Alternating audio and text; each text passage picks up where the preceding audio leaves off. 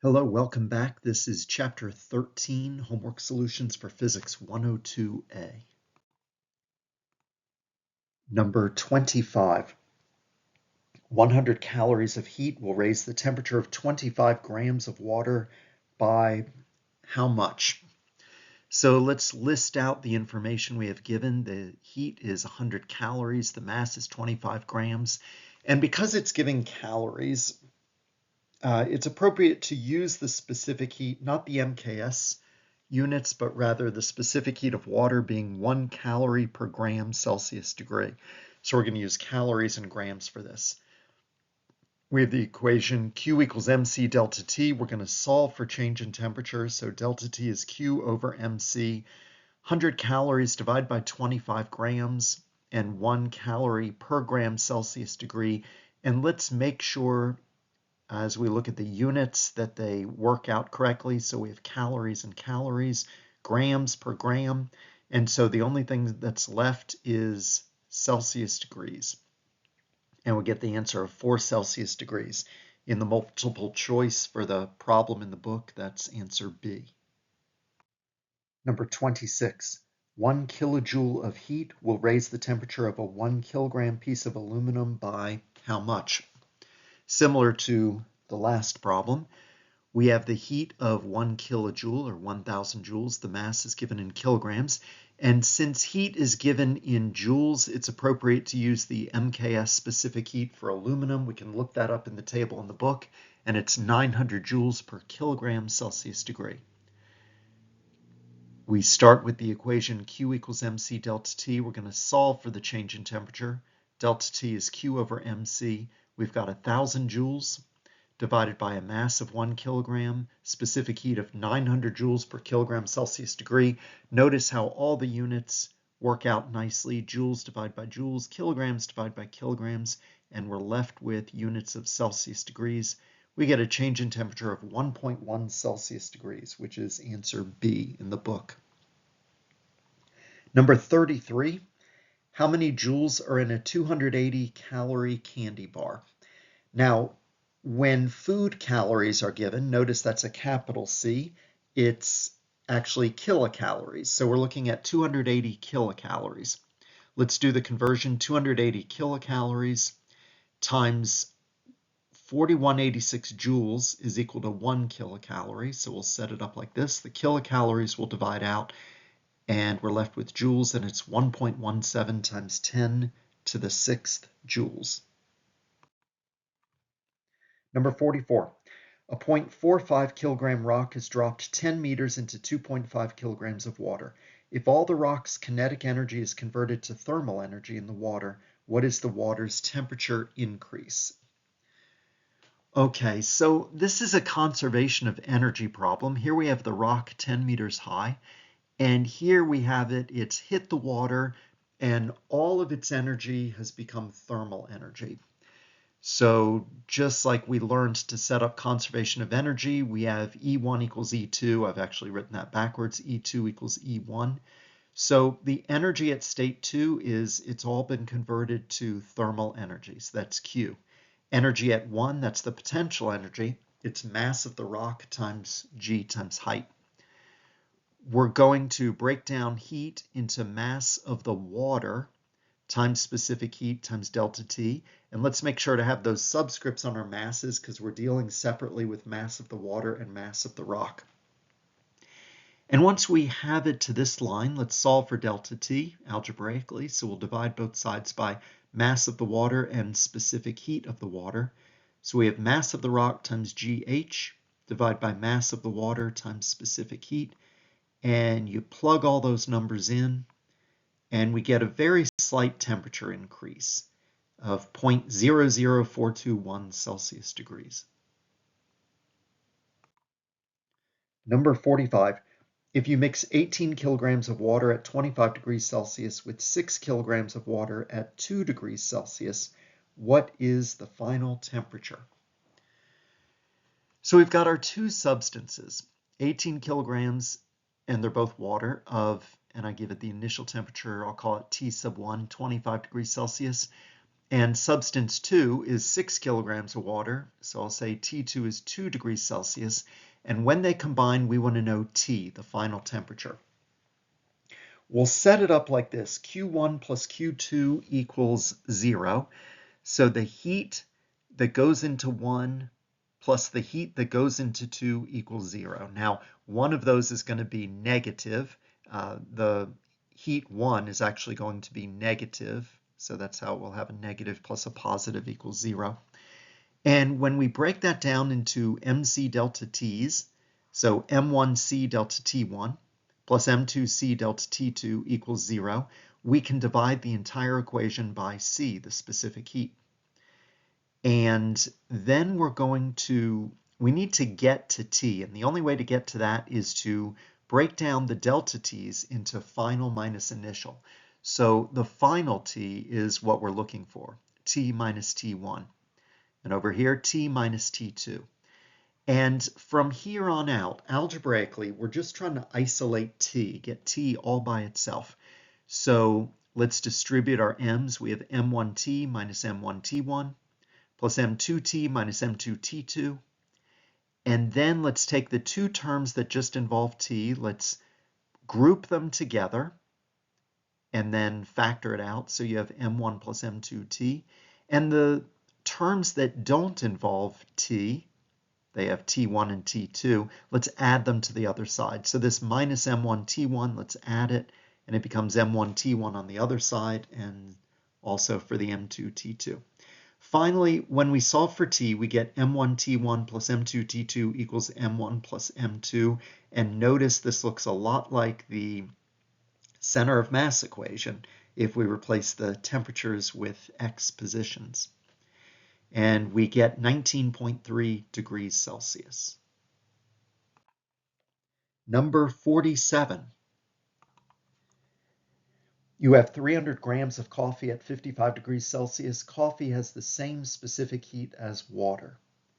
How much 10 degrees Celsius water do you need to add in order to reduce the coffee's temperature to a more bearable 49 degrees Celsius? All right, so let's take our two different substances. We'll call them 1 and 2. So mass 1 is 300 grams, and T1 is 55 degrees Celsius, its initial temperature. Mass 2, we don't know what it is, but its temperature, T2, is 10 degrees Celsius. They will combine to give a final temperature of T equals 49 degrees Celsius. So we set it up, Q1 plus Q2 equals 0. Break those down into m1c delta t1 plus m2c delta t2 equals 0. And we are solving for m2. So we're going to, in two steps, first, to get m2 by itself, we're going to subtract m1c delta t1, and then divide both sides by c delta t2. So we get this line. You notice that the specific heat divides out, and we're left with negative m1 times delta t1 divided by delta t2. Be careful with whenever you do delta t, it's always final minus initial. So we have the negative 300 grams times 49 minus 55, final minus initial for the first substance, divided by final minus initial for the second substance, 49 minus 10. And we get 46 grams. And just as a side note, a gram of water is a milliliter in volume. So if we want to express this as a volume, we could also say 46 milliliters, which is also 46 cubic centimeters. Number 51. The electric heater in a tea kettle delivers 1250 watts to the water. If the kettle contains 1 liter of water initially at room temperature, 20 degrees Celsius, what is the time until the water begins boiling? All right, power is 1250. We have our initial temperature of 20 degrees Celsius. Final temperature is the boiling point of water, 100 degrees Celsius. And we need the mass of the water. Conveniently, 1 liter is 1 kilogram. If we didn't have that such an easy volume, just that 1 liter is a kilogram, we would have to use density equals mass divided by volume conversion. But this one's easy enough. And we want to know time, lowercase t. So we'll start with the equation that power equals heat divided by time. Solve that algebraically for time. That's heat divided by power. And let's replace heat with mc times change in temperature. So we have that the time is mass times specific heat times change in temperature divided by power. And I've written in those numbers here. Now you see the units. The Celsius degrees will divide away. The kilograms will divide away. And we're left with joules divided by watts. But remember that a watt is a joule per second. So if we do joules divided by joules per second, we're going to get seconds. And we get 268 seconds, or 4 minutes and 28 seconds. Number 53. You drop 25 grams of unknown material at 34.5 degrees Celsius into a calorimeter containing 125 grams of 18 degrees Celsius water and measure the equilibrium temperature to be 22.9 degrees Celsius. What is the specific heat of the unknown material? All right, very much like a couple other problems we've done in this set, it's just here we're solving for specific heat. Let's first write out the given information. The unknown material is 1, so M1, T1, and C1 equals, we don't know. That's what we're solving for. We have M2, T2 for the water, and C2 for the water, 4186. And we know the final temperature is 22.9 degrees Celsius. So we're going to set it up. Q1 plus Q2 equals 0. Break that down into M1 C1 delta T1 plus M2 C2 delta T2 equals 0. And we need to solve for the specific heat of substance 1. So subtract away M2 C2 delta T2 from both sides, then divide by M1 delta T1, and that'll give us a solution for C1. Plug in all the quantities, and we're left with, you see that the grams divide out, the Celsius degrees divide out, and we're left with joules per kilogram Celsius degrees, and that'll be the specific heat of this substance, 8841. Here we have a problem involving a phase change. How much energy is required to melt a 120 gram ice cube initially at negative 25 degrees Celsius? All right, so we need to think, what is it going to take to melt this ice cube? And the first thing is, it's not at its melting point yet. Its melting point is 0 degrees Celsius. It's initially at negative 25 degrees Celsius. So step 1, we need to raise its temperature up to 0 degrees Celsius. I'll come back to that. Then in step 2, once it's up to 0 degrees Celsius, then we can melt it. So let's deal with step 1. The heat is going to be mass times the specific heat of ice times the change in temperature. So 0.120 kilograms times 2090 joules per kilogram Celsius degree, and it's a rise in temperature of 0 minus negative 25, so it goes up 25 Celsius degrees. And we get that the heat for step 1 is 6270 joules. Then for step 2, to melt the ice, it's the mass times the heat of fusion for water. Again, that's one you can look up in a table in the chapter. 0.12 kilograms times 3.33 times 10 to the 5th joules per kilogram, and you get 39,960 joules. So the heat for step 1 plus the heat for step 2, we get 46,230 joules. Number 63. How much energy must be removed from a 15-gram sample of liquid copper initially at its melting point in order to turn it into a solid at 600 degrees Celsius? All right, so now we're removing heat, and we have to think about the different steps it's going to go through. It's already at its melting point. That's the temperature at which it freezes. So we don't have to change its temperature initially. Step 1 is going to be to freeze it. Then, once we've turned it into a solid, step 2 is going to be to lower its temperature from the melting point down to 600 degrees. So let's take care of step 1. It is Q1 equals mass times heat of fusion. Now, notice I put it in this negative sign. You have to insert a negative sign. The equation's not going to do it for you. Because we are removing heat, we need to make that negative. And so we have mass times the heat of fusion. You can look that up for copper. It's 2.05 times 10 to the 5th joules per kilogram, and we get negative 3075 joules. Now, step 2, now that it's a solid, we're going to bring its temperature down to 600 degrees Celsius. You don't have to artificially insert a negative sign here. The delta T is going to take care of that for you. So we have the mass times the specific heat of copper, 385 joules per kilogram Celsius degree, times the change in temperature, 600 minus 1084 degrees Celsius. That gives you negative 2795 joules. Before you continue, check that because throughout this process we are removing heat, check that all of your Q values are negative.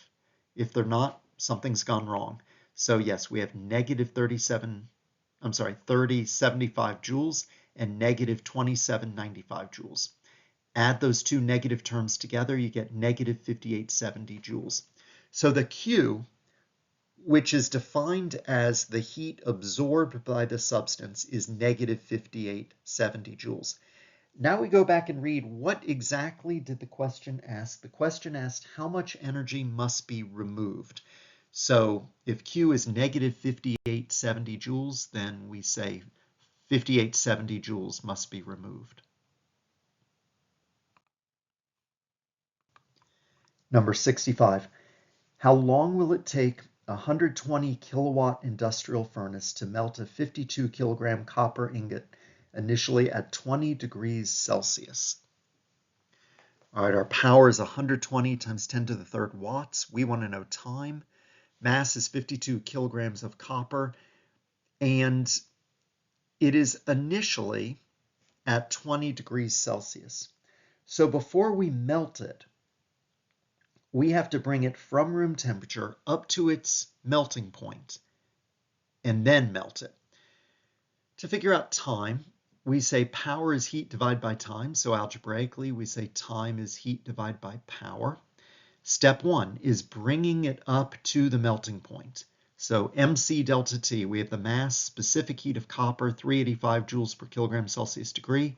Melting point of copper, it's given in the table in the book, is 1084 degrees Celsius. That's the final temperature minus the initial 20 degrees Celsius. And so we get the heat for step 1 of 2.130 times 10 to the 7th joules. Step 2 is the melting.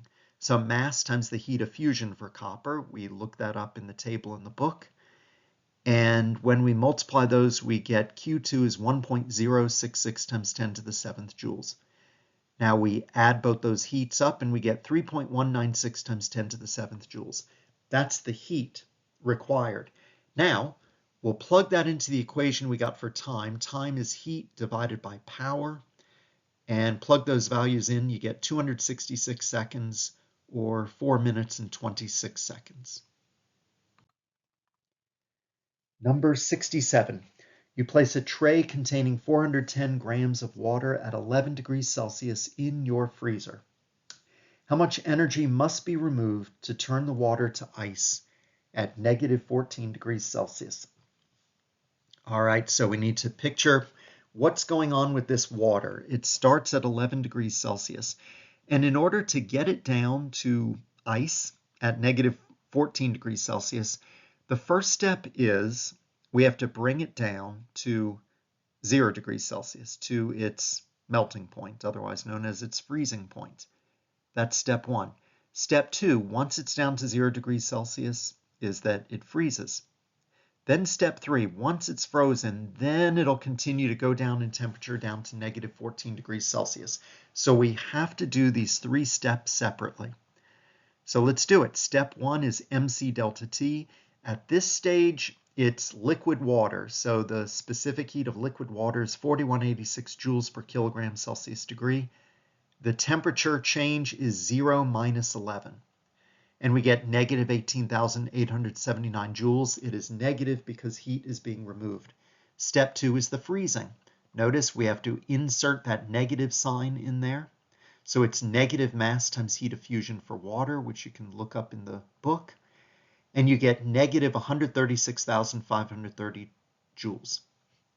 Step 3, now that it is solid ice, now we continue to lower its temperature. Mass of ice times specific heat of ice times delta T. Notice we need a different specific heat for ice rather than for liquid water. It's 2090 joules per kilogram Celsius degrees. Change in temperature is -14 minus 0, or just -14 Celsius degrees, and we get -11,997 joules. Before we continue, we're going to double check to make sure that every one of our Q's are negative. So Q1, Q2, Q3, good, because we've been removing heat, they should all be negative. We're going to add all those negative values, we get -1.67 times 10 to the 5th joules. And therefore, 1.67 times 10 to the 5th joules must be removed. Number 70. It takes 9.53 kilojoules to melt some ice at 0 degrees Celsius. How much heat is required to boil the same mass of water at 100 degrees Celsius, and what is that mass? All right, listing out the given information. Heat is 9530 joules to melt the ice, which starts at the melting point, 0 degrees Celsius. What is the mass? And I think it's best to answer question B first. Let's figure out what that mass is. So we'll use this equation for the melting. Q equals M times heat of fusion. So mass is heat divided by heat of fusion for water. 9530 joules divided by 3.33 times 10 to the 5th joules per kilogram. And we get 0.0286186 kilograms, or 28.6 grams. Now, let's answer question A. The question A says, how much heat is required to boil the same mass of water at 100 degrees Celsius? And so now that we know that it's 28.6 grams, we'll do heat equals mass times the heat of fusion for water. I'm sorry, heat of vaporization for water. I was about to say don't use heat of fusion. We're boiling it, so use heat of vaporization. We're going to have to use kilograms because heat of vaporization is given in terms of kilograms. So 0.0286186 kilograms times 2.26 times 10 to the 6 joules per kilogram. And we get 64,678 joules, or 64.7 kilojoules. And I just want you to notice that it started out by saying, we're doing this comparison.